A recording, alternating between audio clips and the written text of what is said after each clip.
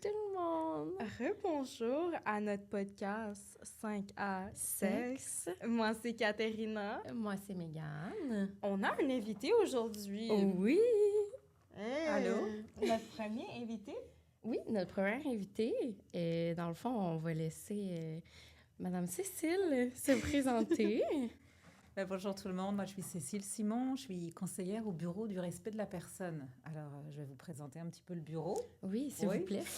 C'est ça, donc le bureau du respect, on existe depuis quand même 2003. Oh, okay. Wow! Ouais, donc c'est pas nouveau. Non, moi je pensais que c'était... Ben moi, je suis née en 2004. Alors, voilà, on a presque ton âge, c'est magnifique. En 2003, on a un mandat bien précis, violence à caractère sexuel, racisme, discrimination et incivilité, harcèlement psychologique. OK, c'est tous des sujets, des bons sujets. Des sujets fun. Oui, ben oui. Très intéressant, très important aussi. Là, on va parler un petit peu plus des violences à caractère sexuel aujourd'hui. Aujourd'hui, nous allons parler du consentement. Dans le fond, notre dernier podcast, on avait vu dans vos histoires que le consentement, il manquait dans certaines histoires. Alors, on voulait vraiment pousser sur le consentement puis plonger là-dedans juste pour voir si on comprend bien le consentement, puis mieux comprendre le consentement, puis... Comment l'appliquer aussi, parce que c'est pas toujours facile dans une relation sexuelle, probablement pour certains, de faire comme « Hey, ça te dérange-tu, que je fasse ça? » Puis c'est vraiment ce qu'on a vu, comme tu as dit, Kat, dans les histoires de nos auditeurs, là, que... Il manquait beaucoup de consentement. Bon, ben, c'est quoi le consentement, Cécile? Alors, il y a une définition légale qui est le consentement doit être libre, éclairé, volontaire. Okay. Une fois que je vous ai dit ça, vous n'êtes pas plus avancé. Non. Alors, moi, je vous propose une autre définition. Pour que le consentement soit valide, il doit être réel. Donc, réel pour réversible. Je peux changer d'avis en tout temps. Parfait. Si je peux avoir dit oui, j'ai changé d'avis, je dis non. Il est réversible. Il est éclairé. C'est-à-dire que si j'ai surconsommé, que ce soit de l'alcool, que ce soit, peu importe, la substance, je ne suis pas en état de donner un consentement valide. Okay. Mon oui n'a aucune espèce de valeur. Il doit être enthousiaste, c'est-à-dire que je dois manifester. Je ne suis pas obligée de dire oui haut et fort pour que mon consentement soit valide. Par contre, ça doit se voir que je suis enthousiaste. Okay. Donc, si je fais mon petit oui... un petit oui avec... Ça ne me tente pas trop, mais... voilà. Mais bon, on s'entend que ce n'est pas un vrai oui. Donc, même si je ne prononce pas oui, ça doit se voir, en fait. Oui. Okay. Donc, on a dit réversible, éclairé, enthousiaste, libre. C'est mon consentement, c'est moi qui le donne. Pour moi-même. Il n'y a pas personne qui dit non, c'est bon, elle est d'accord.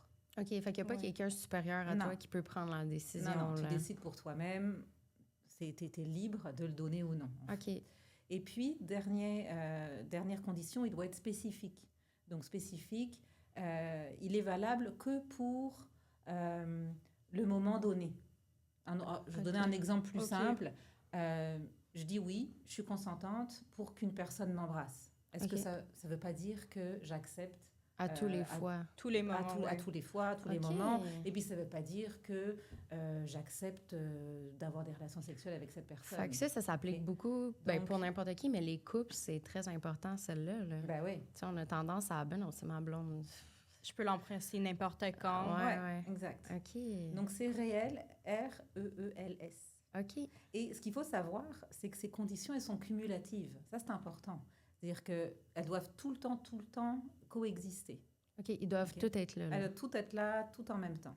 Ah, OK. Donc, si tu as coché toutes les cases, mais si la personne a surconsommé, ça ne va pas fonctionner. Oui, parce que ça, c'est... Hein? Ouais.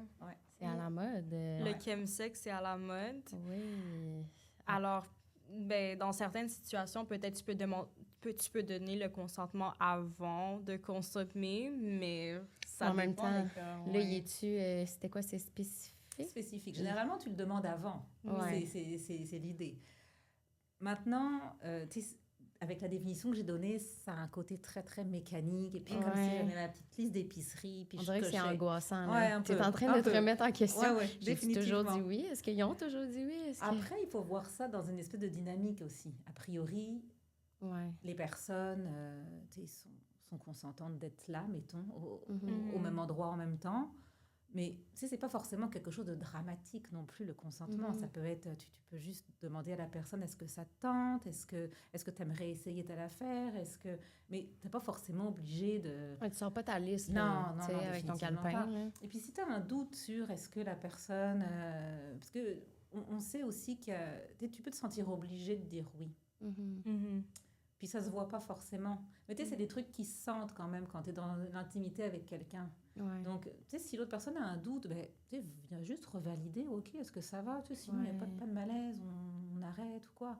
Donc, tu sais, c'est vraiment dans le moment. Oui, c'est vrai qu'il y a une façon de rendre ça, tu sais, que ça fasse partie de la sexualité en brisant pas le rythme, là. C'est vrai. Ouais. Alors, pour avoir le consentement, il faut demander le consentement à répétition à travers une relation sexuelle. Comment tu vois ça, toi? Ben... moi, je suis un peu... c'est quoi, à répétition? Ben, pas à répétition, mais comme à travers... Par exemple, il y a une relation sexuelle. Est-ce que c'est correct de t'embrasser? On s'embrasse. Est-ce que c'est correct si je fais ci? Ben oui, c'est un peu ce que tu dis. Ça peut être tourné de façon... Ça peut être drôle aussi. Enfin, pas drôle. Non, mais ça peut... Mais ça peut être fun de poser des questions. Ça peut être... C'est quelque chose qui se fait à deux. T'as pas qu'une seule personne qui demande toujours à la même personne le consentement. Ça va être un espèce de jeu d'équilibriste aussi. À un moment donné, peut-être que la personne va me demander quelque chose, puis 5 minutes après, c'est moi qui vais demander autre chose. Donc, ça, c'est un espèce de jeu aussi. C'est vrai que dans le consentement, on a tendance à avoir beaucoup, je trouve, les rôles de genre. Oui, tout à fait. Tu sais que l'homme, il doit demander en premier s'il peut faire ça. Mais nous aussi, les femmes, c'est important. Ben, peu importe qui, tu sais, comme tu dis, c'est ça, vous êtes deux dans la relation sexuelle. Peut-être que... C'est ça qu'il faut voir, moi, je pense, dans le consentement. Puis comme tu as dit, Mégane, on oublie un peu ça. C'est comme si tu avais une personne qui dominait un peu l'autre. Oui, il y a comme une hiérarchie, là, alors que non, c'est vraiment un jeu d'égal à égal. Et puis, ben, chacun propose à l'autre des choses qui lui tentent, puis on essaye, l'autre veut pas. Puis voilà, mais il y a un équilibre, normalement, qui s'installe dans la relation. De toute façon, je me dis, si tu n'as pas cet équilibre au départ, c'est que ta petite liste d'épicerie du consentement, il y a quelque chose qui n'a pas marché. Non, il faut avoir une certaine confiance avec cette personne avant. Mais je sais pas, Cécile, si tu avais déjà entendu parler du comme carré de sable, la métaphore en arrière de ça, c'est beaucoup utilisé dans les... Non. C'est beaucoup utilisé dans la communauté BDSM, mais ça, tu sais, la BDSM met beaucoup de l'avant le consentement. Puis, mettons, pour ceux à la maison, là, avant une relation sexuelle, ça peut être, OK, on établit notre carré de sable. Fait que là, si on a une image, l'alentour de ton carré de sable, ça, c'est les frontières de comme, on embarque-tu dans le carré de sable? On a-tu notre relation sexuelle, oui ou non? On va-tu jouer? Là, tu vas dans le carré de sable. C'est quoi les règles dans le carré de sable? C'est quel jeu de carré de sable qu'on utilise? On prend-tu une pelle? Là? Par exemple, on prend-tu des petits fouets? On prend-tu des menottes? Tu sais, d'établir ton carré de sable avant d'avoir une relation sexuelle, je pense que c'est ça, comme tu disais, c'est pas un oui ou un non. Oui, je suis d'accord avec ce que tu dis, mais même à ça, admettons, tout le monde est d'accord. Oui, tu peux redire non. Je peux changer d'avis. Oui, mais je trouve qu'au moins, peut-être que de faire ça, tu tombes trop dans un mécanisme rendu dans la relation sexuelle de « Ah ben bien, elle m'a dit oui que je peux prendre les fouets, tu sais. » Oui, c'est pour ça. Et puis, il n'y a jamais rien qui est complètement acquis non plus. Non, tu peux avoir dit oui le mardi parce que ça te tentait. Ça ne veut pas dire que le reste de la semaine, tu vas être d'accord pour mettre des menottes. Je ne sais pas. Non, c'est vrai. Donc, il faut faire attention quand même à ça. C'est pas un chèque en blanc, là. Tu n'as pas dit oui et puis tu ne peux plus changer d'avis. Mettons, toi, t'en penses quoi des safe words? Tu sais, comme des mots, par exemple, un code de couleur rouge, jaune, vert. De comme, OK, quand je dis rouge, c'est stop. Mais pourquoi pas? Après, comme j'ai dit tantôt, c'est un jeu. Ouais. On est libre d'établir les règles qu'on veut, pour autant que je respecte que l'autre puisse changer d'avis à un moment. Ouais. Peut-être que moi, ça va me fâcher. Peut-être que, là, attends... ça va te décevoir, là. Oui, mais c'est pas grave. Tu vas t'en remettre, regarde. Oui. Tu vas passer à autre chose, c'est sûr. Mais en fait, je pense que c'est intéressant de le voir comme ça, le consentement, de le voir de façon plus positive. Mais oui. C'est pas un contrat, là. Non, c'est vrai que ça a l'air de ça. Non, c'est pas un contrat. Un peu, mais c'est pas aussi... moi, je préfère partir du principe que, regarde, tout le monde est d'accord. on est tous à la même place. Alors, ça peut être avec, on a mis en place, comme tu as dit, des mots, ton carré de sable, on prend la métaphore que tu veux. Mais il faut quand même garder en arrière que il y a des choses qui peuvent se passer qui n'étaient pas prévues. Peut-être que, peu importe la raison, je ne sais pas, passer une bonne journée, ça pourrait suffire à vouloir changer d'avis. Peu importe la raison, il faut que ça soit respecté par l'autre. Puis ça peut être l'un ou l'autre des partenaires. Oui, c'est vrai. C'est pas l'un toujours qui demande le consentement à l'autre. Oui, ça, c'est important. Ah ouais, ça, je pense qu'il faut le rappeler. Puis c'est pas forcément le gars de demander à la fille. Et puis, non, c'est vraiment...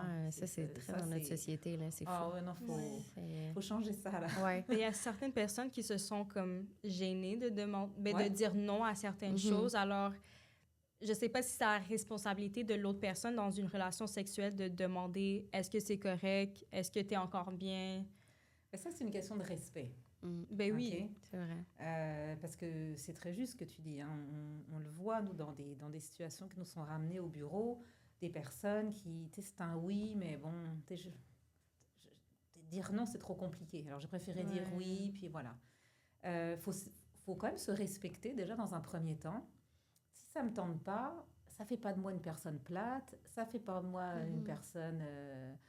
peu importe, j'ai le droit de ne pas avoir envie à ce moment-là. Et puis, je n'ai pas besoin de me justifier non plus, c'est correct. Oui, il y a comme une pression. Il faut s'écouter. Si je sens que je n'ai pas envie, je n'ai pas envie, puis c'est correct. Puis, comme tu as dit, si l'autre sent un malaise aussi, c'est une question de respect, d'aller revalider. Parce que si tu sens... De toute façon, c'est pas fun non plus si l'autre personne n'est pas consentante. On s'entend avec ça? Oui, non, c'est vrai. C'est pas... Non, on dirait que la chimie, elle passe pas. T'es juste comme... Toi, tu te demandes comment que la personne ne le voit pas. T'as quelqu'un c'est vrai, hein? Quelqu'un qui est figé. Je pense pas que ça soit fun, vraiment. Non. Donc, tu sais, c'est vraiment une question de respect mutuel, mais aussi de se respecter soi-même. Oui, ça, c'est difficile. Je pense que c'est... En tout cas, pour ma part, je crois que c'est plus difficile que le respect mutuel. Oui, je comprends, C'est le dire non, on dirait que c'est comme... Je vais-tu dire non? Oui, ben, comme... Grandir comme une fille dans cette société, des fois, on a tellement peur de dire non. On a tellement peur d'avoir comme... Je sais pas, le droit de dire non aussi. Alors, des fois, comme... Plusieurs femmes arrivent dans cette situation-là puis ils savent même pas quoi faire. Parce qu'en bout de ligne, je suis pas psychologue, hein, mais en bout de ligne, tu vas avoir peur de te faire rejeter, tout simplement. Et puis de quelqu'un de plate, de fun, de pas intéressant, de oh là là. Puis il y a personne qui veut avoir cette étiquette-là. Mais en même temps, est-ce que tu préfères être rejeté par quelqu'un finalement te respecte pas, ou finalement t'écouter et puis se sentir mieux le lendemain matin au réveil. C'est vrai. Te respecter toi-même. Ben oui, c'est vrai. Mais, mais j'entends qu'il y a la pression, tout ça, ben oui, tout ce qu'on voit, tout ce qu'on... Même dans des films qui étaient très populaires, on voit aussi certaines... C'est encore très ancré. Oui, puis on dirait qu'on est tout le temps dans un ballon de comme... Ben là, c'est très stéréotype, là. Mais de les filles, il ne faut pas trop dire oui, il ne faut pas trop dire non. Tu sais, je trouve qu'il y a beaucoup des catégories comme ça, autant que pour les hommes, il faut jamais que tu dises non. Pourquoi tu dirais non à ça? Puis tu sais, c'est pas vrai, là. Tu sais, comme, moi, j'entends souvent des copines dire « Hey, on dirait qu'il me dit non, il était fatigué, mais comme, tu sais quoi, il a plus le goût de moi. » Mais je suis comme, girl, le nombre de fois que toi, tu dis non parce que t'es fatigué, toi, tu te sens mal de trop dire non. Lui, il se sent mal de dire non une fois. On peut-tu se rejoindre au milieu? Est-ce que c'est grave? Hey, non, tellement pas. Je pense qu'il y a plus grave, moi. Ben, c'est vrai, mais sur le moment... Des fois, j'ai envie de manger des pâtes. Des fois, j'ai... Regarde! Faut juste relativiser un peu. Ouais. C'est pas le bout du monde, mais j'ai oublié ce que je voulais dire. T'as dit quelque chose qui m'a... Non, mais moi, je parlais de comme, tu sais, le gars, c'est ça, il dit non, nous, on panique. Nous, on dit non, on panique. On est tout le temps comme, tout le temps pris dans la panique. Oui, c'est ça. Le non met la panique. C'est ça. J'ai retrouvé parce que tu es 100% d'accord avec ce que tu viens de dire. Et en même temps, tu as une autre image qui est encore très genrée aussi. Une fille qui dit trop oui, elle a une autre image. C'est ça, il faut être dans un milieu. Ça marche pas. Un gars a pas ça. Non, c'est vrai que ça, non. Et bon, je trouve qu'il y a un équilibre à trouver là-dedans, puis on est en 2025. Oui. Ça m'ira. Oui. Ben, on peut évoluer, exactement. Là, puis, non, vraiment. Fait que, mais c'était ce qu'on a vu. On a posé des questions un peu au public, justement. Puis, ça revenait encore là, comme on disait tantôt, le oui ou le non. T'sais, les gens étaient comme, il y a quelque chose entre le oui. C'est pas juste oui ou non. C'est vrai, c'est comme... Non, il faut voir ça, encore une fois, comme une espèce de jeu harmonieux. Mm-hmm. Je veux dire ça comme ça. Où tout le monde se respecte. À un moment donné, comme tu as dit, Mégane, oui, non, peu importe, peu importe la raison, c'est pas grave, regarde, on va faire autre chose. Ouais. Et puis, mais il faut vraiment... Je pense que si on tient à la personne, puis peu importe d'ailleurs, même si c'est juste quelqu'un que tu as rencontré un soir, c'est pas plus grave que ça, le consentement, il doit être valide pareil. Mais je pense, encore une fois, j'insiste là, mais c'est vraiment une question de respect mutuel et de respect envers soi-même. Ouais. Je pense que ça, on ne le dira jamais assez. Ouais. Et finalement, c'est ça la notion de consentement. C'est pas j'ai de l'emprise sur quelqu'un, c'est pas j'ai du pouvoir sur quelqu'un, puis c'est moi qui lui pose toujours la question. Ouais. C'est est-ce qu'on peut s'entendre tous les deux pour passer un moment agréable? Oui. Mais je pense que ça revient dans tous les sujets qu'on va aborder aujourd'hui, autant le consentement que le harcèlement, que les violences sexuelles. Ouais. Tu sais, dans le harcèlement aussi, c'est le respect de la personne, de à quel point tu vas faire passer tes besoins ou tes désirs ou ton idée à toi avant celle de l'autre sans considérer comment l'autre se sent. Tu sais, c'est vraiment... Puis mettons, pour le harcèlement, c'est ça, je sais pas si tu voulais un petit peu mettre de l'avant, c'était quoi, là? Oui, le harcèlement, alors il y a différentes formes de harcèlement. Il y a le harcèlement psychologique, évidemment, qu'on va plus retrouver, par exemple, au niveau du travail, des études. De l'intimidation de l'intimidation, exact. Okay. Donc là, il va y avoir une définition aussi très juridique du harcèlement. Il y a le harcèlement sexuel aussi qui existe. C'est cela dit, à peu près c'est la même définition. Harceler quelqu'un, c'est ne pas... très souvent, on va avoir des gestes qui doivent être répétés. Alors, je mets un petit bémol quand même à ça, parce que si le geste n'a eu lieu qu'une fois et est suffisamment grave, il peut être considéré comme du harcèlement. OK. Donc, je fais juste cette petite distinction-là. Okay. Mais ça peut être des paroles, ça peut être des gestes, ça peut être des courriels envoyés constamment, ça peut être... généralement... Du cyberharcèlement aussi. Exactement. Ouais. Quand on entend harcèlement, il y a quand même la notion de répétition. Okay. Ça, c'est une première chose.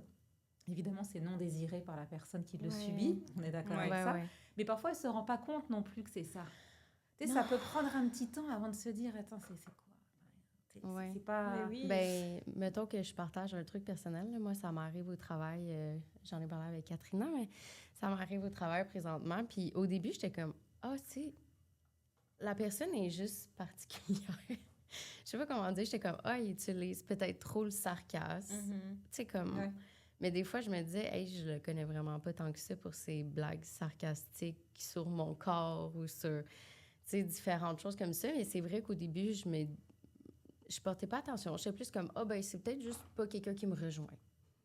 Tu sais? Définitivement, il te rejoint pas. Ben non, ça, clairement pas. On n'a pas les mêmes valeurs. Là. Mais au début, c'est bizarre. T'es comme, OK. Ouais. Ben, je trouve que la plupart du temps, en lien avec soit le harcèlement ou le consentement ou les violences sexuelles, on ne... Comment on dit ça? On ne réalise pas que c'est ça, que c'est si grave que ça. Pas après avoir comme... comment on dit ça? Après avoir appris là-dessus. Comme... Ouais. Mais il y a juste un truc que je voulais rajouter, parce que, tu sais, moi, je ne distinguerais pas consentement, harcèlement, violence à caractère sexuel. Parce que c'est une violence à caractère sexuel à partir du moment où je n'ai pas de consentement. Je veux dire, tu prends deux personnes consentantes dans la même pièce, on a l'âge légal, Théo... Je suis dans une relation consentante, on n'a pas de problème. Oui, c'est vrai. Peu importe qu'est-ce qui se passe, tout le monde est d'accord. Bon, il n'y en a pas de problème. Ça devient une violence à caractère sexuel à partir du moment où je ne respecte pas le consentement de l'autre. C'est vrai. Donc, il ne faut pas distinguer les deux. Non, c'est vrai qu'on a tendance à voir ça gros. Mais la définition du consentement fait partie de la définition des violences à caractère sexuel. Ouais. Le harcèlement, c'est différent parce que, évidemment qu'il n'y a pas de consentement. Il n'y a pas personne qui est d'accord pour se faire... prendre des remarques sur son physique à longueur de journée. Donc, elle est moins présente, la notion de consentement, parce que ça fait partie de la définition du harcèlement que c'est pas voulu, c'est pas désiré. Et puis, évidemment, l'autre aspect du harcèlement, c'est que ça a des effets. Ça peut nuire au climat de travail. Peut-être qu'avec l'exemple que tu as donné, tu aurais demain matin un projet à faire avec ce collègue, ça ne va pas te tenter. Ben honnêtement, moi, c'était rendu, tu sais, j'en ai parlé avec ce collègue-là, j'en ai parlé avec ma boss et tout, puis c'était vraiment rendu au point que j'ai dit à ma boss, quand que je vois sur l'horaire, je vais comme avoir un petit... tu sais, comme... Ben ouais. Je veux juste faire mon travail. Comme moi, je suis juste là pour ça. Donc, tu vois bien que ça vient quand même nuire dans le sens où ta motivation... Pas présente. Non, puis tu vas même toi-même adopter un comportement différent. C'est que là, tu vas regarder l'horaire. Peut-être que tu faisais pas ça avant parce que finalement, peu importe avec qui tu as collaboré. Puis là, après, tu regardes, tu te dis, attends, s'il y a lui... Non, peut-être pas. Donc là, tu vas mettre en place des espèces de stratagèmes pour peut-être pas. Donc, c'est exactement c'est tout ça. Et donc, ça nuit. Et puis peut-être que à un moment donné, tu vas peut-être penser à démissionner, tu vas peut-être, ou alors même avant ça, être en arrêt maladie. Donc, c'est très pernicieux parce que ça, comme tu as dit, Katrina, tu t'en rends pas compte tout de suite. Non.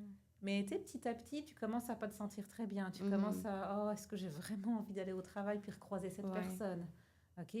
Donc, ça, c'est du harcèlement psychologique, mais le harcèlement sexuel, en fait, c'est la même chose. Non, mais c'est du harcèlement dans le sens où je vais tout ce qu'on a dit, là, je vais avoir un comportement nuisible, répété envers une personne qui ne l'a pas désiré. Et des exemples de harcèlement sexuel, ça peut être, dans un party étudiant, admettons, je me collais à quelqu'un. Puis la personne, je sais qu'elle ça se voit qu'elle a visiblement pas envie. Ben non, elle n'arrête pas de se tasser. Mais moi, je la suis. Moi, j'insiste. Mais c'est fou, c'est ça. C'est fou parce que, mettons, moi, avant, là, de comme apprendre là-dessus, dans ma tête, harcèlement sexuel, c'était la personne me touchait. Tu sais, je pensais tellement que c'était gros. Ah, mais c'est ça aussi. Oui. Ça peut être ça. Mais je pensais pas que c'était gestes. autant des choses verbales ou comme ça, justement, que, tu sais, il tue, puis t'es comme, hey, clairement que ça me tente pas. Ah, mais imagine la situation. T'es dans un bar, tu t'amuses, puis il y a quelqu'un qui te colle. Puis tu te déplaces, puis la personne, elle te colle. Ben oui, t'as le goût de t'en aller, là. T'es comme, je vais retourner chez moi. Ouais. Ben, ça m'est arrivé plusieurs fois dans le métro, dans l'autobus. Alors, je prends plus le métro ou l'autobus parce que j'ai trop peur, j'ai pas envie. Ah ouais? Ouais. OK. Ouais, ça, c'est non. Ça, c'est non, tout le monde. Non. Mais dans ces situations-là, j'essaie de rentrer chez moi. Qu'est-ce que je fais dans une situation comme ça? Ouais. Ben, je sais pas, là, je réfléchis tout haut, mais admettons, ça t'arrive, t'es dans le métro, première chose, tu quittes le wagon, tu changes de wagon. C'est ça. La première chose à faire, c'est partir. Oui. T'es dans un party, ça se passe comme ça, tu vas voir tes amis, tu dis, attends, l'autre personne là-bas, je suis plus capable. S'il y a des agents de sécurité, si c'est un party organisé par ton asso étudiante, il y a toujours des bénévoles qui sont là pour te soutenir dans des situations comme ça. Il faut aller vers ces personnes-là. Et puis évidemment, tu viens me voir après au bureau du respect de la personne. Oui, mais ça, c'est full intéressant, là, parce que... Puis tu as parlé tantôt de cyberharcèlement, puis ça, j'aime bien aussi. Oui, c'est très commun dans notre société maintenant avec toutes les applications de dating. Snapchat. Tu peux recevoir de n'importe qui des photos n'importe quand. Oui. Ouais. C'est difficile à naviguer si tu connais pas les ressources. La plupart de notre génération, je veux dire, je crois qu'ils ghostent ces gens-là, ils essaient de leur bloquer, mais... Tu le vis quand même, là. Ben oui. Mais il y a aussi, il y a quelques années, au Bureau du Respect, on avait fait aussi toute une campagne, d'ailleurs le CSCP, je pense que tu as impliqué, justement sur le cyberharcèlement et dans un couple. Ah oui! Tu sais, quand tu vas toujours... texter la personne pour savoir où elle est. Oh, wow! Ou alors, ok, t'es là, envoie-moi une photo. Oh! Est-ce que tu peux m'envoyer une photo de là où t'es? T'es comme des preuves un peu que, t'es bien chez ton ami, tu m'avais dit que t'allais chez tel ami, je veux la preuve. Ou alors, tu sais, la géolocalisation des oui, ça, c'est un... Ça, c'est un fléau. Ouais. Donc, ça, c'est du cyberharcèlement.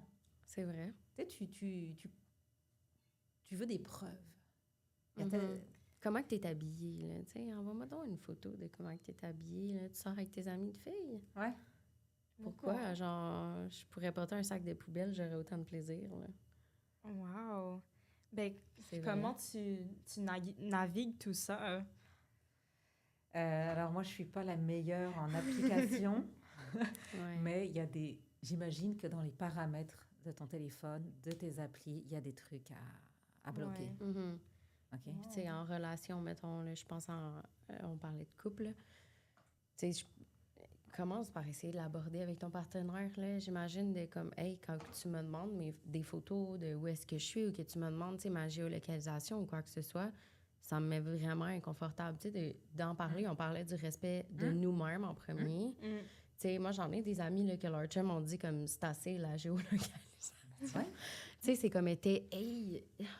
Oh, il est là. Oh, il est peut-être juste arrêté de faire pipi dans un dépanneur. Tu sais même pas. Et puis, est-ce que c'est une relation saine? Ben, tu sais. Quand tu veux contrôler l'autre personne, savoir où elle est, avec qui elle est, avoir des preuves de comment elle est habillée, qu'est-ce que cette personne a bu, c'est qui les amis, c'est quoi l'endroit. Je suis pas sûre que ça soit une relation saine. Moi non plus, je pense pas de tout le temps d'avoir des comptes rendus, là. Non. Ça n'a pas rapport, là. Tu sais, tu demandes peut-être à la fin comment ça a été ta soirée, c'était-tu le fun? Il y a une façon d'approcher ça. Puis encore là, je pense qu'ici, en tant que partenaire, tu as des questionnements parce que tu as des insécurités. Là aussi, je crois qu'il y a une façon de l'aborder, mais va pas porter ça sur l'autre personne, porte-le sur toi.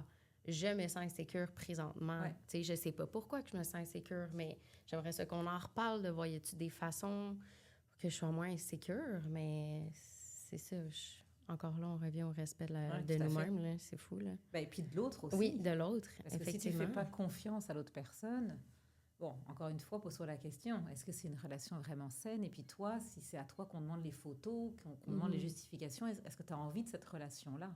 C'est ça. Et c'est là où je te rejoins. Est-ce que tu te respectes dans cette relation? Oui. Donc, c'est toujours, évidemment... Ouais, comme tu as dit, on en revient toujours à ça. Mais est-ce que cet harcèlement peut devenir l'abus, éventuellement, si c'est trop contrôlant? Ah bah oui. Ouais.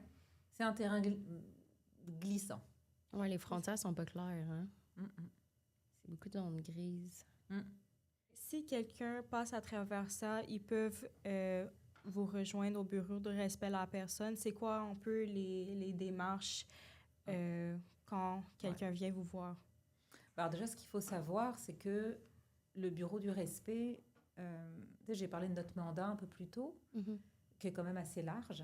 Ce qu'il faut savoir, c'est que nous, tout est strictement confidentiel. Donc, quelqu'un qui vient nous voir au bureau, on n'est pas obligé d'avoir son nom. On n'est pas obligé d'avoir le nom de la personne qu'il ou elle veut mettre en cause. C'est vraiment pas ça l'information la plus importante. Donc, si la personne ne veut pas s'identifier, c'est tout à fait correct. Par contre, ce qu'il faut savoir, c'est qu'à partir du moment où on connaît le nom de la personne mise en cause, OK, admettons, on parle d'une agression. On va prendre des exemples évidents, mettons. Moi, je suis au courant qu'il y a une personne à l'Université de Montréal qui a agressé une autre personne. Je ne peux pas, connaissant le nom de cette personne, je ne peux pas faire « Ah, OK, ben écoute, tu veux pas qu'on fasse quoi que ce soit, on ne va rien faire. » On a quand même des obligations, prévenir et faire cesser les comportements inadéquats. Fait que, mettons, vous faites quoi? Parce que, tu sais, je sais qu'on ne peut pas obliger à faire une plainte. Non, mais dans le cas d'une agression, la personne va avoir le choix. Mais je vais peut-être repréciser tout ça après. Je vais d'abord répondre à comment on peut nous rejoindre. On est physiquement au 3333 Queen Mary. OK. Il y a toujours quelqu'un qui est physiquement présent du lundi au vendredi. On n'est pas obligé d'avoir un rendez-vous. Vous pouvez venir à pas n'importe quelle heure, là, mais mettons dans les heures de travail. Dans les heures de travail. Et on va vous recevoir, évidemment. Peu de gens viennent nous voir en personne. Mais ça dépend. Mais pas beaucoup de gens viennent directement parce que je pense qu'on ne sait pas où est-ce qu'on est. Parce que quand on arrive devant l'immeuble et c'est voulu, c'est complètement anonyme. Je rentre dans le building, puis je peux très bien avoir mon rendez-vous chez le dentiste que notre voisin d'en dessous. OK. Mais on ne veut pas justement que les gens soient identifiables. On ne veut pas que les gens qui entrent dans l'immeuble... Ah, bah tiens, toi, tu es allé au bureau du respect, je t'ai vu lundi dernier. Ça fait du sens, oui. Donc, on veut vraiment que ça soit confidentiel. Donc, peut-être, je vais répéter l'adresse. 3333 Queen Mary, puis vous pouvez venir. Sinon, généralement, les gens nous écrivent à notre adresse courriel. Puis, on répond dans la journée, puis on propose toujours un rendez-vous surtout dans des situations de violence à caractère sexuel, de harcèlement sexuel, de comportement inadéquat, on va généralement pas traîner à proposer un rendez-vous à la personne. Ça peut être le jour même, le lendemain, un gros max de 48 heures, mais pas plus. C'est bien quand même. Okay. Par contre, on n'est pas en service d'urgence non plus. Ouais. S'il se passe quelque chose dans un party étudiant du jeudi, il va falloir attendre le vendredi matin pour nous contacter. Puis très souvent, on fait la rencontre par Teams, par Zoom. La personne, si elle préfère venir au bureau, évidemment, on lui donne rendez-vous au bureau. Ça peut être par téléphone, mais encore une fois, on veut rendre ça facile d'accès et confidentiel. Puis ça, on y tient énormément à la confidentialité. Donc, vous n'êtes pas, encore une fois, obligé de donner votre nom. C'est vraiment pas ça l'information la plus capitale. Okay? Maintenant, ce qu'on va regarder dans un premier temps, c'est quoi vos besoins. Parce que je peux avoir vécu une situation, ma voisine a vécu la même situation, on n'a pas les mêmes besoins, elle et moi. C'est vrai, okay? Puis ça s'est peut-être pas passé au même endroit, puis peut-être que ça s'est pas passé... il peut y avoir plein de trucs différents qui font qu'on a des besoins différents. Donc on va proposer, déjà c'est ça, on va demander à la personne, ok, de quoi tu as besoin, qu'est-ce que tu veux. Ok, c'est parce que la personne avec qui ça s'est passé, c'est quelqu'un qui est dans mon cours d'espagnol. Ok. Regarde, on va t'aider à mettre en place des accommodements. C'est-à-dire qu'on va faire en sorte que tu n'aies plus à côtoyer cette personne dans ton cours d'espagnol. OK. Quand même, là. C'est très important, oui. Oui, mais quand même, je ne pensais pas que ça leur ait été aussi applicable, mettons. La mise en place des accommodements aussi, on essaye, pour protéger la personne aussi. On n'a pas besoin de savoir, en fait, on ne fait pas une enquête. On n'a pas d'obligation de faire une enquête. Ce qu'on veut, c'est prévenir, faire cesser, protéger la personne qui vient nous voir. Tu as un cours d'espagnol avec cette étudiante-là. Je comprends que ça ne te tente pas de retourner à ton cours mardi prochain, puis tous les prochains mardis de la session. Donc, regarde, on va trouver un moyen, un accommodement pour que tu aies pu à côtoyer cette personne pendant ce cours-là.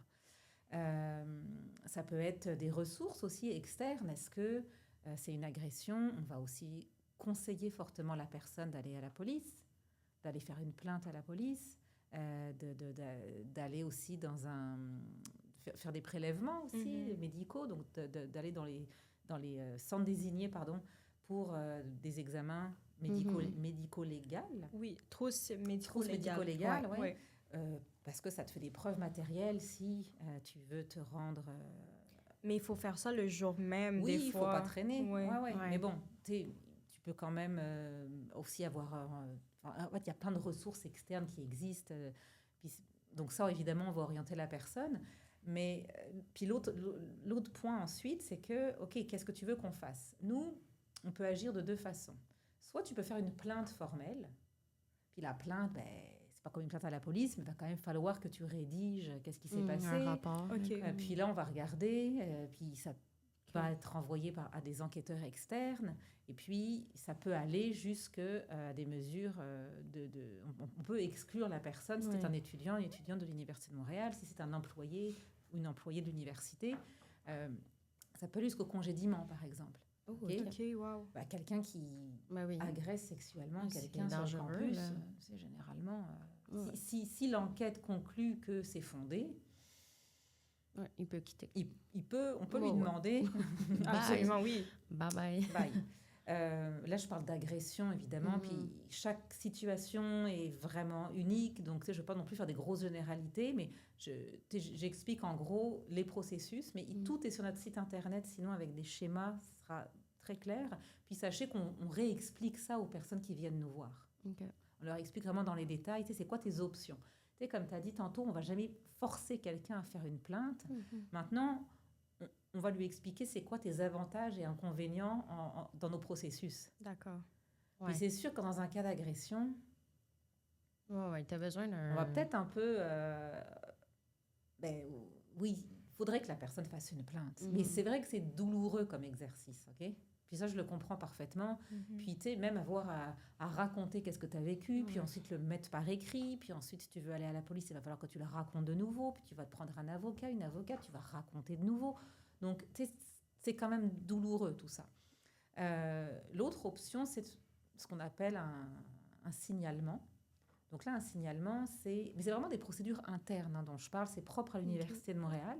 Là, un signalement, pas pour une agression, mais tu sais, quelqu'un qui qu'il y a des propos inappropriés, quelqu'un qui fait des blagues, c'est toujours des blagues à connotation sexuelle, c'est lourd un peu.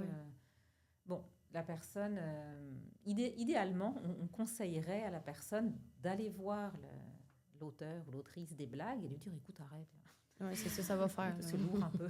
C'est plus drôle, là. Ouais, donc... Peut-être pas. Ouais, tu mets plein de gens mal à l'aise. Ouais, c'est ça. Arrête ta blague. Puis généralement, si c'est fait correctement, la personne, elle se dit, OK, t'as arrêté ma blague. Mais c'est correct de ne pas se sentir non plus à l'aise d'aller voir cette personne que peut-être tu ne connais pas, que peut-être c'est toujours un peu gênant. Ça dépend des tempéraments, mais je comprends que ce n'est pas toujours évident pour tout le monde. Donc là, nous, on le ferait à la place de la personne. OK. Mais il n'y a pas de... Nous, on ne sanctionne pas. C'est pas notre rôle au bureau. Nous, on croit beaucoup à la prévention, à la sensibilisation. Maintenant, dans des cas graves, effectivement, ça serait, à mon avis, le processus de plainte qui répondrait davantage aux besoins de la personne. Mais encore une fois, je ne suis pas à la place de cette personne-là. On va l'écouter et on va la conseiller du mieux qu'on peut en fonction de ses besoins. Mais c'est juste, je répète, nous, on ne va pas sanctionner. Si la personne mise en cause doit être exclue de l'université, ça ne sera pas le bureau qui va donner cette sanction. Ça sera soit le conseil de discipline, soit les ressources humaines, si c'est un employé ou une employée. Mais ce qui est important aussi de savoir, c'est que tout au long du processus, c'est confidentiel. Que dans un processus de plainte, on ne peut pas rester anonyme. Je trouve ça important de le dire, parce que c'est une question d'équité procédurale. Je peux pas savoir que quelqu'un a fait une plainte contre moi, mais j'ai pas son nom. Non, c'est sûr que là... À un moment donné, je dois avoir le droit de me défendre aussi. Donc ça, tout ça, on l'explique à la personne. Ce qu'il faut savoir... j'ai plein d'infos. Continuez là pour ça. C'est très intéressant. Mais je veux rien oublier, puis en même temps, il y a beaucoup d'infos. Depuis 2022, pour des cas de violence à caractère sexuel, la personne victime a accès aux sanctions. OK, elle peut voir... Donc, tu fais une plainte au bureau du respect en VAX pour violence à caractère sexuel. Il y a une enquête ou pas, en tout cas, il y a une sanction. On va pouvoir te dire c'est quoi la sanction. Avant, tu n'avais pas accès. Wow. Donc, pour les victimes, uniquement violence à caractère sexuel. Harcèlement psychologique, non. Mais violence à caractère sexuel, oui, depuis 2022. Et puis, si vous êtes en stage, parce qu'on sait qu'il y a des étudiantes qui font des stages dans des établissements affiliés. Externes, vous pouvez aussi venir au bureau du respect de la personne. Oh, ça, je ne savais pas. Super, je savais pas, Vous faites un stage, je ne sais pas moi, dans un hôpital. Dans un établissement. Au CHUM. Allez, par exemple. Vous pouvez venir au bureau du respect de la personne, évidemment. C'est quand même intéressant. Alors, moi, je voulais savoir, est-ce que la situation d'harcèlement ou de violence doivent se passer sur campus ou est-ce que ça doit être avec une étudiante, un membre de l'UDM pour que ça soit valide, pour que moi, je puisse aller à la bureau de respect de la personne? Non, en fait, peu importe. Alors là, il y a plusieurs choses. C'est sûr que sur le campus de l'UDM, c'est immense. Donc, il y a des citoyens, citoyennes qui se promènent et puis ça peut arriver que ce soit une agression qui soit commise par quelqu'un qui n'a aucun rapport avec l'université. Pour nous, c'est un tiers parce qu'il n'y a aucun lien ni d'emploi ni d'études avec l'UDM. Mais vous pouvez quand même venir nous voir au bureau. Puis là, généralement, on va travailler avec la sûreté. Eux sont quand même là 24/7 sur le campus. Donc, quand il se passe quelque chose, souvent, on vous conseille de faire le 7771, qui est le numéro de la sûreté, pour qu'il y ait un agent, une agente, un patrouilleur, patrouilleuse qui puisse venir et puis faire un rapport d'incident. Puis, on va travailler avec eux par la suite. Mais c'est sûr que si la personne, c'est un tiers, on n'a pas de pouvoir sur cette personne. Je suis personne pour la rencontrer. Je la connais pas, je n'ai pas son nom. Mais on va pouvoir quand même être là en soutien de la personne victime. Donc, même si c'est un tiers, vous pouvez venir nous voir. Ce qui est important aussi de savoir, c'est qu'il y a des politiques à l'université. Puis nous, notre travail, finalement, au bureau du respect, c'est essentiellement de faire appliquer ces politiques. Donc, la politique qui vise à prévenir et à lutter contre les violences à caractère sexuel et la politique, je vais écorcher le nom parce qu'il est beaucoup trop long, mais qui vise à prévenir le harcèlement psychologique, les incivilités, le racisme et les discriminations. Oui. Donc ça, c'est 2 politiques avec lesquelles nous, on travaille. Il faut savoir que ces politiques, oui, elles s'appliquent sur le campus, évidemment, dans les murs du campus, mais aussi à l'extérieur. C'est pour ça que je parlais des stages tantôt. Okay. Moi, je suis étudiante à l'UDM, je vis une situation délicate sur mon lieu de stage, il y a un lien, donc la politique, elle va s'appliquer. Okay. Je suis dans un chalet loué par mon asso étudiante, puis la politique s'applique. Excellent. Parce qu'il y a un lien avec l'Université de Montréal. Ouais. Donc, je vais vous donner un exemple, 2 exemples pour que ça soit vraiment clair. On va prendre 2 étudiantes, peu importe, de l'UDM. Okay? Il se passe une situation d'agression dans l'appartement d'une de ces personnes. Okay? Un samedi soir, par rapport. Okay? Alors, évidemment, on va accueillir cette personne et puis on va l'écouter, puis on va la conseiller et tout. Mais là, la politique, elle ne s'applique pas parce qu'on est vraiment dans la sphère privée. D'accord. Okay? Donc, même si c'est 2 personnes étudiantes à l'UDM, ça n'a pas de lien avec des activités de l'université. Encore une fois, la personne peut venir nous voir, évidemment. Il y a plein de ressources externes vers lesquelles on va pouvoir la référer, puis on va évidemment la soutenir, l'accompagner. Mais tu sais, ça va être compliqué de faire une plainte. Ouais. Maintenant, on prend ces 2 mêmes personnes dans ce même appartement, mais dans le cadre d'une soirée organisée par l'association étudiante. Là, c'est différent. Parce qu'il y a un rattachement avec l'université, il y a un lien. Donc là, oui, on va pouvoir mettre en place des processus. Ou dans les résidences sur campus. Oui, mais les résidences, c'est sur le campus. Ouais. Donc ça, oui. Le CEPSUM, c'est sur le campus. Ça va loin quand même, mais honnêtement, c'est bien. Honnêtement, je pensais pas que ça allait aller aussi, Moi aussi. loin. C'est très intéressant. Moi, je suis contente de vous en parler. Ben oui, mais c'est full intéressant, là. Ben, les ressources données à cette personne-là, est-ce que c'est des ressources vraiment reliées à l'UDM? Alors, une psychologue à l'UDM va aller voir, va aller parler avec cette personne? Est-ce que c'est un avocat de l'UDM qui va aller... On va donner... C'est sûr qu'il y a le CSCP qui existe. Oui, donc, oui. Évidemment qu'on va orienter les personnes vers le CSCP. C'est aussi pour les étudiants. Donc, c'est pour les étudiants. Donc oui, puis c'est des ressources qui sont faciles d'accès. On sait où ça se situe sur le campus. Donc oui, il y a la clinique juridique, l'Université de Montréal. Exactement, oui. Donc oui, on va référer aussi à la clinique juridique. Oui, on va privilégier les ressources qui sont proches. Mais il y a aussi d'autres ressources qui sont quand même intéressantes à connaître parce qu'il y a plein de services juridiques qui existent à moindre coût. Parce que la clinique juridique, ça a ses limites aussi. Puis c'est correct. Puis heureusement qu'ils sont là d'ailleurs. Mais tu sais, ça peut aussi avoir des limites en termes d'accompagnement, de représentation. Donc, mais il existe plein d'organismes communautaires qui offrent des services gratuits ou pas chers. Parce que se payer les services d'un avocat, d'une avocate, c'est pas toujours simple. Il y a des ressources médicales aussi. 24/24 aussi. Oui, tu sais, il y a une ligne téléphonique info, aide, violence sexuelle qui est 24/7, qui est en français, en anglais. Puis c'est vraiment des personnes spécifiquement formées aussi. Donc, tu sais, ça se passe nous, c'est ce qu'on dit dans les formations qu'on donne à toutes les personnes qui organisent des événements à l'université. Si dans ton événement, il se passe quelque chose puis tu ne sais pas quoi faire, tu sais, c'est super délicat quand tu n'es pas préparé. Tu as quelqu'un qui vient te raconter ce qu'elle a vécu. Tu te sens mal. Ou ce qu'il a vécu. Ouais.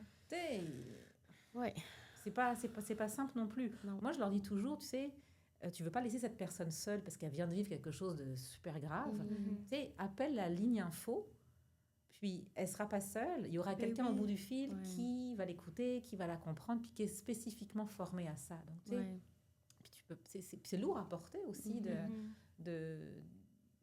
de rester ou d'écouter quelqu'un qui te raconte une agression. Tu n'es jamais prêt non plus. Donc, non, il y a plein de ressources, effectivement, qui existent. Puis ça, on y va vraiment en fonction des besoins de la personne. Ah, ben c'est vraiment bien. Ouais. Puis, si on veut soutenir une amie qui va à travers ça, on peut les référer vers vous, puis... Oui. En fait, tu peux nous les référer. Tu peux venir avec elle aussi. Tu peux l'accompagner. C'est pas... on l'a vu tantôt, je dis 2 fois l'adresse. Il faut dire une troisième fois. Non, c'est ça. C'est sûr que les gens ont déjà oublié. Fait que c'est pas tout le monde qui sait. Puis c'est super intimidant. T'arrives dans un building et pas non plus super beau, là. T'arrives, ça peut être un peu intimidant. Tu sais pas trop. Donc, être accompagné d'un ami, d'une amie, c'est quand même rassurant. C'est comme aller au poste de police. Oui, c'est vrai que c'est beaucoup. Ça fait beaucoup. Donc, oui, évidemment, vous pouvez accompagner vos amis au bureau. Et puis, si votre ami, ça ne le tente pas, ça ne la tente pas de venir au bureau, mais vous, ça vient quand même un peu vous chercher. Là, vous vous dites, attends, parce que cette personne-là m'a raconté, elle veut rien en faire, mais quelque chose, il y a quelque chose. Ouais. Bah, vous pouvez venir aussi comme témoin. Vous pouvez venir au bureau et dire, écoute, moi, mon amie a vécu telle affaire, elle veut rien faire. Tu me conseilles quoi? Ok. C'est bon, ça. Puis on va discuter ensemble aussi de qu'est-ce qui peut être fait. Et puis même si vous ne connaissez pas la personne, puis vous êtes témoin tout simplement, une situation qui se passe dans votre classe, dans un événement, peu importe. D'accord. Puis ça vous met mal à l'aise ou vous vous dites, bah là non, je suis désolée, mais ça ne fonctionne pas. Ouais. Si vous vous sentez à l'aise d'intervenir directement auprès de ces personnes, franchement, allez-y. OK? Mais oui. Allez-y, vous dites, écoute, peu importe, mais je viens de voir ce qui s'est passé, est-ce que ça va? Mais vous pouvez intervenir, c'est pas tout le monde qui se sent capable, c'est correct. Mais vous pouvez aussi venir nous voir au bureau puis nous dire, bah, écoute, voilà, moi j'ai vu telle situation, ça m'a mis mal à l'aise, je sais pas quoi faire avec. Alors c'est sûr, si vous connaissez pas les personnes, on va pas pouvoir faire grand-chose. Mais admettons que ça s'est passé dans votre classe, que ça soit des gens que vous connaissez, bah, on va pouvoir nous intervenir, puis votre nom ne sera jamais mentionné d'ailleurs. Waouh. Ok. Ouais. Puis ce que j'ai oublié de dire, c'est que j'ai parlé de la plainte. J'ai dit tantôt que dans la plainte, vous ne pouvez pas être anonyme parce que équité procédurale, tout ça. Mais dans un signalement, on peut rester anonyme. Ok. D'accord. C'est pas toujours évident de garantir l'anonymat. Ouais, mais au moins quelqu'un qui est vraiment pas à l'aise, là, par exemple. Ouais. Ok. Puis on a des petits stratagèmes aussi. Oui. J'imagine que vous connaissez maintenant. Mais on explique quand même toujours à la personne, écoute, oui, tu peux rester anonyme. Mais si le cas est extrêmement spécifique, puis que vous étiez juste 2, je pense qu'elle va deviner t'es qui. Ben, c'est possible, hein? C'est possible.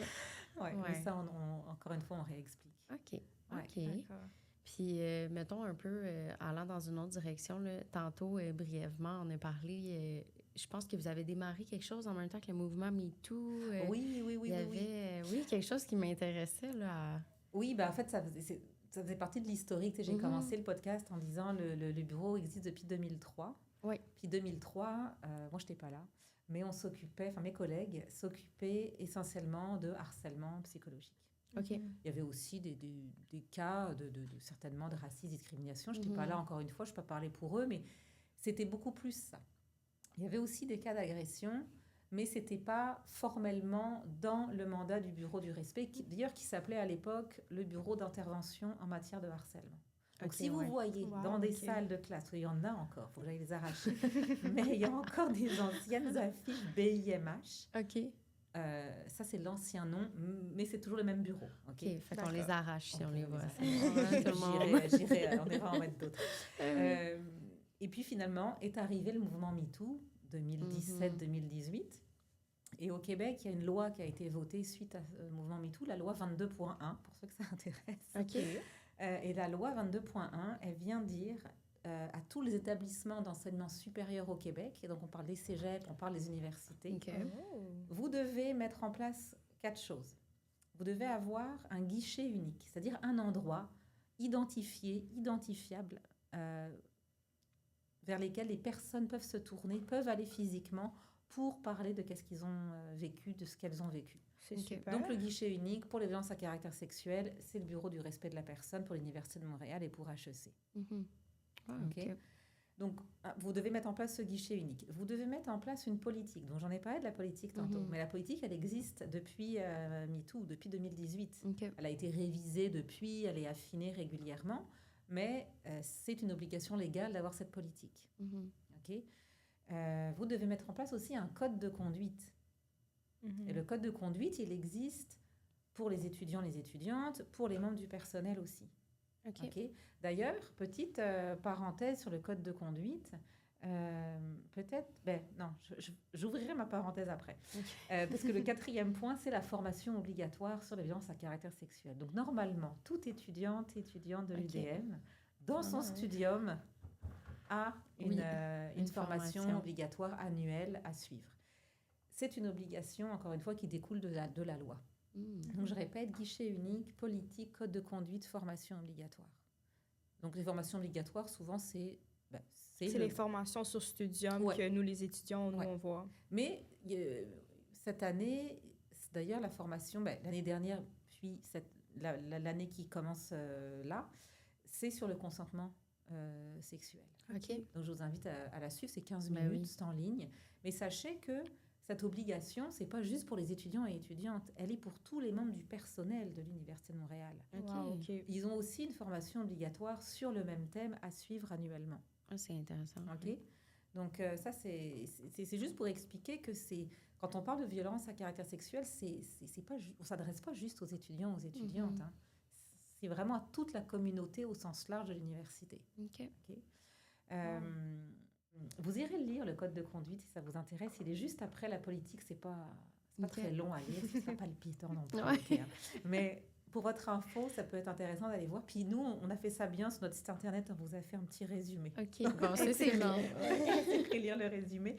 Mais je voulais parler du code de conduite rapidement parce que il vient mettre des balises sur qu'est-ce qui peut être fait, qu'est-ce qui n'a pas le droit d'être fait.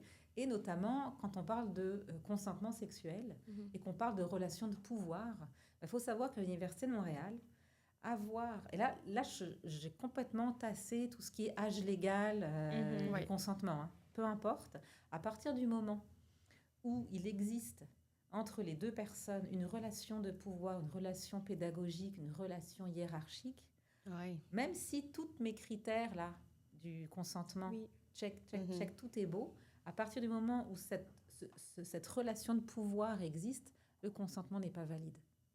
Oui, ça... Parce qu'il y a le pouvoir. Ouais. Ben oui, comment tu peux être sûr d'avoir un oui clair, enthousiaste, mais si tu fais la note de cet étudiant-là, c'est comme non, là. Donc ça je voulais en parler quand même, parce que ça fait partie du code de conduite notamment. OK. Donc, ça va être la même chose. Tu sais, comme tu as dit, je suis la prof de cet étudiant. C'est sûr que même si tout est beau, tout le monde est consentant, tout est parfait, reste que c'est moi qui note cette personne-là. Oui, c'est ça. Là. Ça va être la même chose entre employés. Tu es le gestionnaire d'une personne. À partir du moment où il y a ce lien qui existe, est-ce que tu es réellement d'accord, en fait? Est-ce que tu as vraiment le choix, finalement? Alors, par exemple, si je suis étudiante puis il y a un auxiliaire qui m'intéresse, est-ce qu'il faut que je change de cours pour avoir une relation avec cet auxiliaire-là? En fait, ce qu'il est dit dans le code de conduite, ça va vous paraître super bizarre, je pense. Mais ce qu'on dit, c'est, OK, viens nous en parler. À la BRP. Au BRP. OK. Ouais. Et là, tu sais, j'ai parlé tantôt des accommodements. Là, on va regarder qu'est-ce qu'il est possible de faire. Parce qu'en fait, la relation, elle est consentante, OK? Je répète, là, mais moi, tous mes critères sont cochés. Tout le monde est d'accord, il n'y a pas de malaise dans la relation. Mais comme cette relation de pouvoir existe, on va essayer de regarder qu'est-ce qu'on va mettre en place pour enlever cette relation de pouvoir. OK. Puis là, il n'y a plus de problème. Hein. Entre adultes consentants, tout est bon. Ouais. Mais maintenant, moi, je serais surprise que les gens viennent nous voir quand même. Allez les voir! Mais regarde, c'est anonyme, c'est confidentiel. Je n'ai pas besoin de savoir, mais regarde. Exactement. Puis ça sera beaucoup plus confortable pour tout le monde. Ben oui. C'est ça, c'est mieux avoir les règles mises en place au lieu d'être comme pris dans le futur ou perdre votre place au bac, perdre votre place comme employé. Puis, tu sais, pour mettre en place des accommodements, on n'a pas besoin de justifier le pourquoi. Hein. Non, c'est ça. C'est anonyme, comme ça pourrait. Confidentiel. C'est ça. Oui, confidentiel. Exactement. C'est pas nous qui mettons en place ces accommodements, mais on s'attache aux personnes, avec les personnes qui vont les mettre en place, donc service de la vie étudiante, tout ça. Mais on n'a pas besoin de leur dire pourquoi. Wow, très intéressant. Non, non, quand je vous dis que c'est confidentiel puis qu'on y tient, ça touche à toutes ces notions-là. OK. Wow, OK. Ouais. OK, c'est intéressant. Puis, on ne fait pas d'action sans votre accord, on ne contacte pas personne sans votre accord. Mais je répète, la seule limite, c'est s'il y a quelque chose de grave qui s'est passé sur le campus avec une personne qui travaille ou qui étudie ici. Non, là, vous avez des devoirs, là, en tant que... On est obligé. Oui, parce que c'est la sécurité des autres personnes, donc on est obligé. On vous l'indique tout de suite. On commence toujours notre rencontre comme ça, de toute façon. OK. Parfait. C'est très bien. Oui. Je voulais savoir s'il y a un cyberharcèlement, par exemple, quelqu'un, une de mes collègues dans le cours, il m'envoie des courriels. C'est encore valide. Je peux aller au BRP pour cela? Parfait. Oui, il utilise la plateforme là, universitaire. Tu sais, imagine, il t'envoie des courriels avec son courriel universitaire. Hey! Non, merci. On sait jamais. Mais même si c'est pas son courriel de l'université. Oui, c'est vrai. À partir du moment où tu sais, c'est quelqu'un de ta classe qui t'envoie des photos bizarres, des trucs que tu n'as pas envie de voir ou qui... Mais oui. OK. Wow. Vraiment, ça s'étale pas mal plus que je le pensais. Ouais. Honnêtement, là, je suis agréablement surprise, moi. Bon, écoutez, tant mieux. Oui, vraiment. Puis, sachez qu'on est là aussi pour conseiller. Donc, vous n'êtes pas... Tu sais, quand on vient nous voir au BRP, ça déclenche pas toute une histoire. Oui, c'est ça. C'est vraiment des conseils. Puis, on prend le temps aussi de discuter avec vous de c'est quoi vos besoins. Puis, c'est vraiment là-dessus qu'on se base. OK. D'accord. Très intéressant. Puis, on n'a aucun lien avec, les dossiers étudiants, tout ce qui est... Ça moi, je n'ai pas accès à ça. Okay? Donc, tout ce qui est... les notes, votre dossier étudiant, on n'a pas accès à ça. Puis, il n'y a pas personne qui a accès à nos dossiers non plus. Non. OK? C'est l'important. Oui. Est-ce qu'il y a des travailleurs sociaux sur place? Non, on a une toute petite équipe. Oui. Mais on a tous des bagages différents. Okay. On a notre directrice qui est criminologue de formation. Moi, je suis avocate de formation. Une autre de mes collègues aussi. On a une collègue qui est psychologue. On fait de aussi. On offre de la médiation aussi. Oh, ça, c'est... oui, super important. Oui. Donc, c'est ça, on vient tous on a tous fait des études différentes, mettons. Donc, ça se complète bien aussi. Mais on n'est pas... non, il n'y a pas de travailleurs sociaux. OK. Non. C'est correct. Oui. C'est bien d'avoir une équipe qui est spécialisée dans chaque truc. Alors, ça fait une bonne équipe. Super beau travail. Est-ce que c'est confirmé si les trousses médico-légales sont disponibles à la CSCP ou non? Au CSCP? Au CSCP. Ça faudrait voir. Oui, j'ai aucune idée. Mais sinon, il y en a dans tous les centres désignés et dans les services d'urgence des hôpitaux. Oui. Puis, dans les trousses médico-légales, aujourd'hui, il y a les trousses classiques qui existent depuis quand même un certain temps, mais il y a aussi maintenant des trousses urinaires qui existent. Ah, OK. Qui sont disponibles aux mêmes endroits. OK. Oh, c'est moins compliqué, j'imagine. Oui. C'est moins intrusif. Oui. Intéressant. On apprend. Oui. Je pense que ça fait le tour. Vraiment, merci. Merci à vous. J'étais ravie que vous m'invitiez puis de parler du Bureau du respect quand vous voulez. Oui. Mais c'est full important. Puis honnêtement, je le répète encore une fois, je suis étonnée agréablement. Là. C'est comme... c'est full important. Justement, on veut promouvoir ça. Là. C'est des ressources qu'on a qu'on ne sait pas qu'on a. Ben oui. Comme je vous ai dit, on existe pourtant depuis un petit moment. Exactement. Mais on essaye aussi de se faire connaître. On donne beaucoup de formations aussi. Donc, si... là, je parle aux étudiants, étudiantes qui ont des assos ou quoi, mais on peut aussi venir... on offre des formations à la carte. Si vous voulez qu'on traite un sujet un petit peu plus en profondeur avec vous, on va pouvoir offrir des formations. Puis c'est gratuit, nos services. Je ne l'ai pas mentionné, mais oui, c'est gratuit. OK. Encore un gros merci. On va mettre toutes les informations de la BRP, nous, dans le fond, en dessous de notre vidéo. Comme ça, la communauté étudiante va y avoir accès. On va mettre l'adresse encore. Oui. On va mettre l'adresse. On va mettre comment vous rejoindre avec le email et tout ça. Oui. Mais c'est ça. Oui. Un gros merci. Merci à vous. Merci de nous avoir rejoints aujourd'hui. C'était un podcast lourd, mais très intéressant, honnêtement. Oui, ben c'était... Honnêtement, ça a moins été dans une direction... on voulait pas aller dans une direction trop comme personnelle ou dans des histoires non plus. On veut apprendre aux gens de reconnaître leur propre histoire. Tu sais, d'aller mettre des mots, d'aller, comme on disait, dans les témoignages. On voyait qu'il y avait un manque de consentement là, dans tous les témoignages qu'on a lus. Fait que, tu sais, de là, revoir vos histoires puis de faire comme, ouf, OK, la prochaine fois, comment est-ce que je peux changer mon attitude ou des comportements ou le respect que j'ai envers moi-même, comment l'appliquer. Fait que c'était vraiment ce qu'on voulait apporter, puis je pense que c'est réussi. Ben oui. Mais tu vois, pour finir, moi, je dirais juste que si vous avez un doute, ben, tu sais, venez nous voir. Oui, oui. C'est pas plus compliqué que ça, en fait. C'est vrai. Ouais. Bon, ben allez voir la BRP, allez voir Cécile. C'est bon. Ils vous attendent. Ben merci. Suivez-nous sur notre page Insta pour tenir au courant de nos activités qui s'en viennent, les prochains podcasts qui s'en viennent. Oui. Puis espérons d'avoir plus d'invités sur notre podcast comme Cécile. Alors, merci à tous. Merci à nos partenaires. Puis on se voit bientôt. À la prochaine. À la prochaine. Bye bye.